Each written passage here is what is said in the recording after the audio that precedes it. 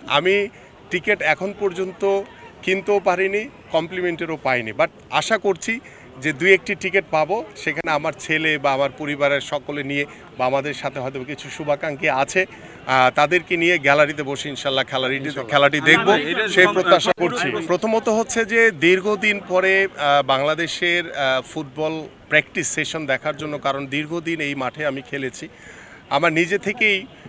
হাজারো ব্যস্ততার ভিতরেও আমার কাছে মনে হয়েছে যে আমি একটু ফুটবল মাঠে যাব। সেই মাঠে যাওয়ার প্রত্যাশা নিয়ে কিন্তু আজকে এখানে উপস্থিত হয়েছে এবং দীর্ঘদিন এই মাঠে এসে আপনাদের সাথে দেখা হয়েছে, অনেক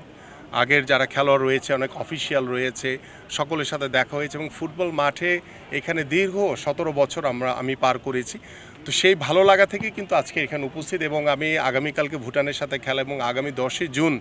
সিঙ্গাপুরের সাথে খেলা। আপনি যে প্রশ্নটি করেছেন, আমি টিকিট এখন পর্যন্ত কিনতেও পারিনি, কমপ্লিমেন্টেরও পাইনি, বাট আশা করছি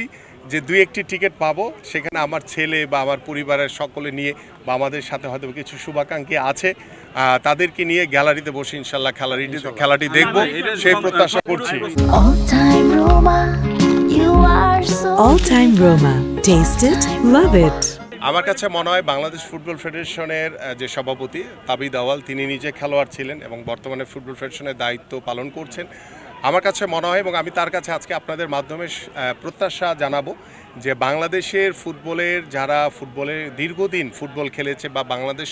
ফুটবল রিলেটেড যারা ক্রীড়া সংগঠক রয়েছে, প্রত্যেকের কাছেই আমার কাছে মনে হয় যে ফুটবল ফেডারেশন থেকে তাদের কাছে টিকিট কমপ্লিমেন্টারি পৌঁছে দেওয়া উচিত, যাতে ওই মানুষগুলো যারা দীর্ঘদিন এই ফুটবল মাঠে খেলেছে তারা যাতে বসে বাংলাদেশের নতুন প্রজন্মের যে খেলা, নতুন আধুনিক ফুটবলকে নিয়ে যারা কাজ করছেন তাদের যে প্রত্যাশা, সেই খেলাটা যাতে তারা মাঠে বসে উপভোগ করতে পারে, সেটি আমি আজকে আপনাদের মাধ্যমে আমাদের ফুটবল ফেডারেশনের সভাপতি তাবিদ আওয়ালের কাছে আহ্বান করে গেলাম যে আপনি নিজ দায়িত্বে আপনারা যারা বাংলাদেশের লিজেন্ডারি ফুটবলার রয়েছে তাদেরকে টিকিট দিয়ে বা তাদেরকে কমপ্লিমেন্টারি টিকিট পৌঁছে দিয়ে তাদেরকে মাঠে আনার সুযোগ করে দিবেন, কারণ তারা খেলা দেখতে চায় এবং আমরা সকলে ইনশাল্লাহ সেদিন খেলা দেখব ইনশাল্লাহ। আমি অলরেডি বলেছি যে আমরা আশা করছি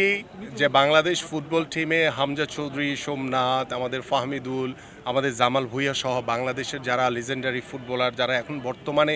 স্টার ফুটবলার রয়েছেন, তারা খেলছেন, তাদের পারফরমেন্সে বাংলাদেশ সহ আমরা সকল দর্শকই খুব উজ্জীবিত আমরা রয়েছি এবং আমরা আশা করব আগামীকালকে ভুটানের সাথে ডেফিনেটলি একটা পজিটিভ ভালো রেজাল্ট হবে এবং আগামী 10 জুন সিঙ্গাপুরের সাথে যে খেলা দেখার জন্য সারা বাংলাদেশের মানুষ অপেক্ষায় রয়েছে, সেখানে আমিও নিজেও দর্শক সারিতে বসে খেলা দেখব ইনশাল্লাহ। আশা করব যে সিঙ্গাপুরের সাথে বাংলাদেশের বর্তমান যে পারফরমেন্স রয়েছে সেটি যদি তারা, যেহেতু হোম গ্রাউন্ডের খেলা, আমরা যদি ধরে রাখতে পারি ইনশাল্লাহ আমরা জয় নিয়ে মাঠ ছাড়তে পারবো। আমি সেই 2003 সালের সাফের কথা আমার মনে পড়ে গেছে এবং 2010 সালের সাব গেমসের কথা মনে পড়ে গেছে যে আমরা ওই দিন মাঠে আসার আগেও এরকম টিকিট সোল্ড আউট হয়ে গেছিলো, অনেক প্রায় 10 থেকে 15 হাজার দর্শক বাইরে ছিল। সো অনেক দিন পরে সেই ক্রেজটা আমরা দেখছি, সেটা আমি অবশ্যই পজিটিভলি চিন্তা করি যে বাংলাদেশের ফুটবল যাতে এইভাবে ধরে রেখে যাতে সামনের দিকে আমরা এগিয়ে যেতে পারি।